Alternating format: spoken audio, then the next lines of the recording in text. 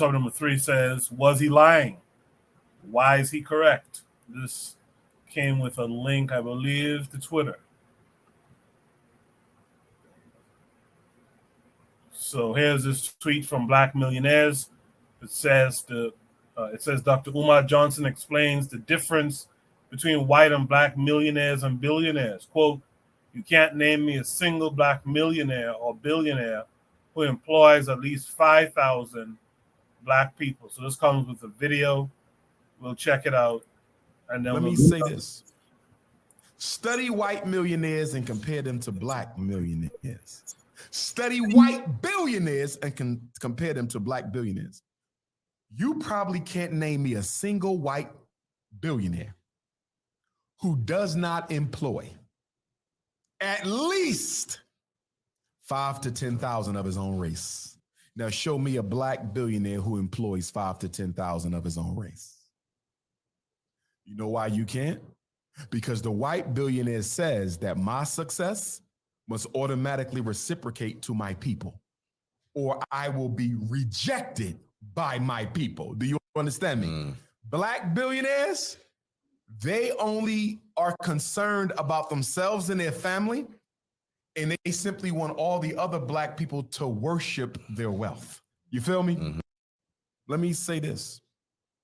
Study white millionaires and compare them to black millionaires. Study white billionaires and compare them to black billionaires. You probably can't name me a single white billionaire who does not employ at least 5,000 to 10,000 of his own race. Now show me a black billionaire who employs 5,000 to 10,000 of his own race. You know why you can't? Because the white billionaire says that my success must automatically reciprocate to my people, or I will be rejected by my people. Do you understand me? Black billionaires, they only are concerned about themselves and their family, and they simply want all the other black people to worship their wealth. You feel me? Mm-hmm. All right, should have reached up at number 3. Was he, Umar Johnson, lying? Why is he correct? Brother Bakari, what did you see there? Was he lying? And if not, why is he correct? Well, no, I don't think he was lying. I think he's correct. I would say he's correct. I would say, yeah, he's correct. Because we caught up in this system where when we do something, we have to say, I'm not going to be racist. So if we are employing, we got to make sure we employ just as many. Matter of fact, and sometimes more than we employ black people. And especially when they're celebrity, black people know that we know who they are. He's right. They are going to be worshipped by black people. They do become celebrities. So yes, he is correct. They know they don't have to do nothing. They don't have to. They are another group of people that get a pass from black folks. They don't have to do anything. Most of them don't have to do nothing for black folks, and black folks just still. And black folks is going to love them to death. So yes, he's right. I see an interesting parallel. Thanks, Bakari. I see an interesting parallel between what Trigger Happy 262 Plus was saying earlier during this episode. That is interesting because what Umar is saying is basically when white folks develop wealth, they also do it with racial uplift in mind. So it's capitalism, right? But there is this notion that, well, you can actually help, you can make money, but it's also towards the larger uplift of the people, even if it's like only was pointing out, providing, through providing labor, right? Opportunities to make money just enough to be able to come back to work tomorrow. So I also see a interesting thing here, and apparently, from what Umar is saying, the black capitalists aren't doing that. The black capitalists are all for self. So in a sense, to me, the parallel is that they more represent this exploitation than even the European does. Buana, what say you to all of this? No, I don't agree with that. I think that he's talking primarily in an American context. And because he's talking within an American context, I understand where he's coming from with that. Because I could name him at least four multi-millionaires that exist in my country who are black, who primarily, because we don't have such large numbers, but they hire hundreds of black people. The Numbers Boys is for one of them. You know about the Numbers Boys in Koku. They have little casinos around here which they employ, through either you have women working in the establishment, security guards. You have many, many, many, many people who rely on their businesses here for employment. That's first and foremost. Second of all, you have Dangote, who is in Nigeria. I'm sure he employs hundreds of Nigerian workers to prop up his businesses that exist in his country. So is it saying that he's just they out for self? I don't know, because of course they want to get their full benefits at the end of the day, granted, but they also employ many people who would not have had jobs if not for their employment with these establishments. So I don't particularly agree with that at all whatsoever. So like I say, I think he is really primarily talking within an American context, because like I say, I see it every day. Brave Davis, who's the prime minister, he was a businessman. He has establishments around here like Walmart, mega stores, two different ones where he employs black people all over the place, and also he has the people who work as independent businesses where they sell food outside of his establishments. You know what I mean? So I see it every day, every day. So for me to say that doesn't exist, that would just be a falsehood on my end. On my end. All right, thank you for that, Buana. Trigapi262 says, how are those millionaires helping to fund an infrastructure is what I'd probably think of the first thing to ask as well. Only you've seen and heard everything everyone had to say. What say you? I agree with what Buana said. He's really talking about American context, because I showed this to somebody and they said, actually, look, Dangote has a Nigerian multinational industrial conglomerate, is one of the biggest conglomerates on the African continent and the biggest in West Africa.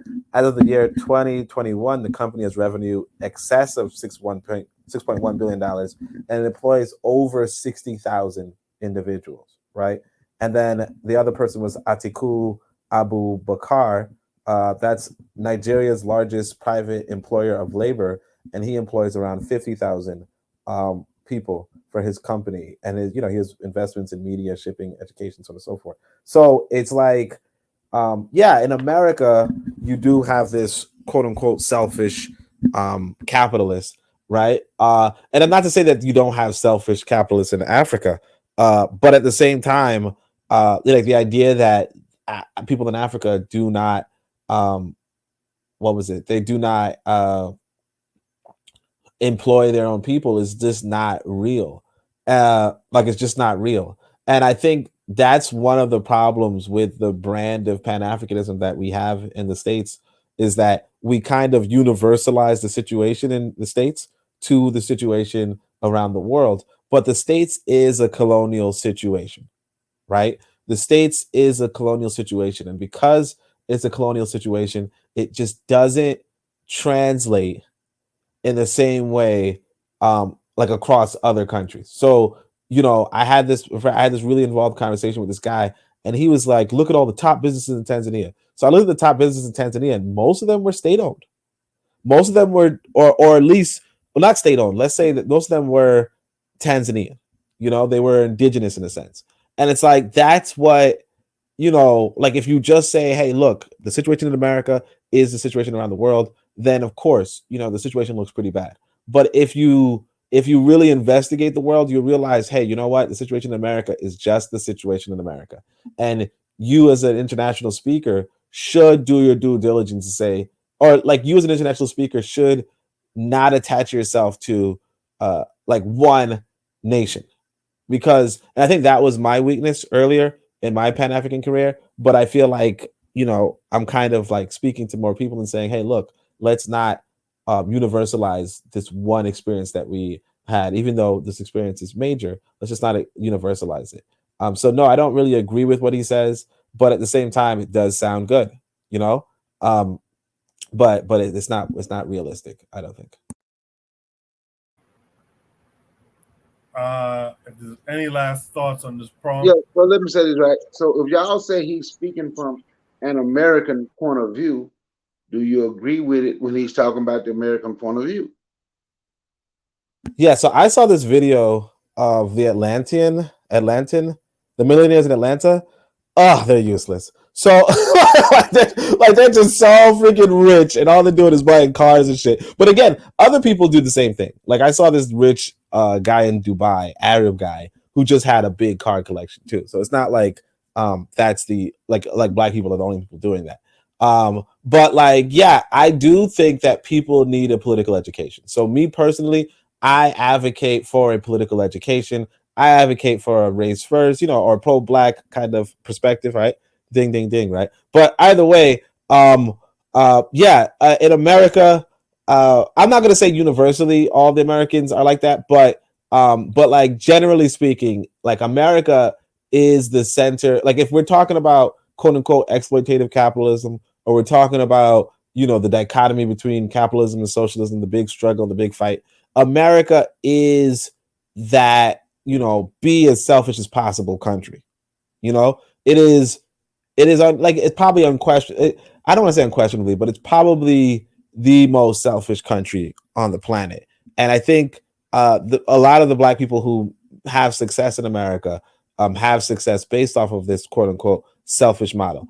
I don't think that everybody in the world follows the mindset of America, right? And I think that probably like relates back to the Comgyverse discussion, where it's like, we're discussing kind of the American perspective and saying that's what everybody does.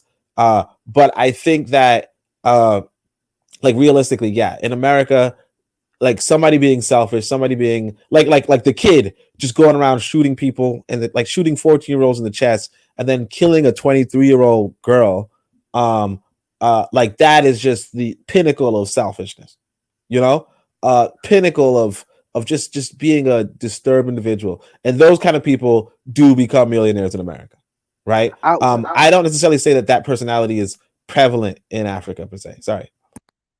No, sorry, Oni. What I would say is, if it does exist, I think that because you have billionaires in black billionaires in America, and I think that they are missing a big opportunity. It's a big opportunity. Everyone in the world, everyone in the world know the Black American experience. Everyone look at a Black American with some degree of fascination. But not everyone, but a lot of people do. So if I come to America and I could go to a Chinatown, right? If I could come to America and I could go to an Italian town, whether I'm an immigrant or just a visitor, do you know how many people, like, back in the day, used to come to Harlem because people used to say, well, this is a Black Mecca. I mean, even though they may not necessarily control the businesses in that area, don't you know the financial receipts that would be received globally and the people who travel into America just to go to a Black American town? Don't you know what the receipts that would come in? You know what I mean? So it would not necessarily, because the money would flow, what do you call it? Not vertically, laterally, because everyone would like to know or experience that Black American experience, what they've been hearing about all over the world. So it would behoove Black Americans to have a Black American town. So if you just one billionaire living on the hill, no one can have access to that. No one can gain access to that. Everyone will want to see, well, what this whole Black American experience is. So if they had a Black American town where people was open to come to visit, patronize the food, the services, or whatever, that community will be very, very successful and rich. You don't necessarily need to point to one or two or three or four or five people. You would have hundreds of them. And I think that that for me, that is the big void and the gap that's missing. And I think that if that was closed, You know what I mean? You would see a whole lot more millionaires, multi-millionaires, and billionaires that exist within that society. That's what I would say.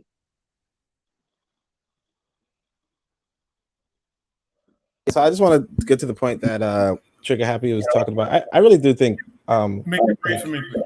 Oh yeah, okay. So what I'm saying is Nigeria has, like, even if we say Dangote has 60,000 employees, Nigeria has 200 million people, and most of the 200 million people, like one of the reasons why Nigeria is poor, I would say, generally, is because most of the 200 million people are not as productive as, let's say, Dangote. So even if you have 100,000, those 2 billionaires, they cover up 100,000 employees, right? That's not even half of, like, it's not even 0.1% of the Nigerian population. And then I'll just leave it at that. All right. That was Shoe Debris topic number 3. I just want to remind you guys that this show is part of a podcast network. So let me just advertise the shows, take a station ID break, and we'll be back on the other side to discuss Shoe Debris topic number 4.